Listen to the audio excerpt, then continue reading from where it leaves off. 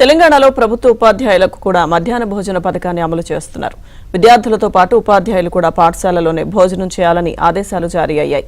దీంతో ఉపాధ్యాయులు కూడా స్కూళ్లలో మధ్యాహ్న భోజనం చేస్తున్నారు. వరంగల్ నుంచి మరింత సమాచారం మా ప్రతినిధి నవీన్ అందిస్తారు. తెలంగాణ ప్రభుత్వం ఇవాళ మరో నిర్ణయం తీసుకుంది. ఇవాల్టి నుంచి ప్రభుత్వ బడుల్లోని ఉపాధ్యాయులకు కూడా మధ్యాహ్న భోజన పథకము ఇవాల్టి నుంచి అమలు చేస్తుంది.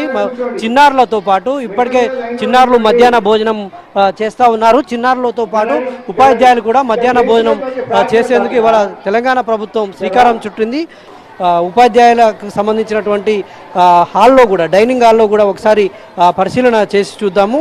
చిన్నారులకు ఏదైతే ఆహారము వడ్డిస్తున్నారో ఆ ఆహారాన్ని మాత్రమే ఉపాధ్యాయులు కూడా భుజిస్తూ ఉన్నారు.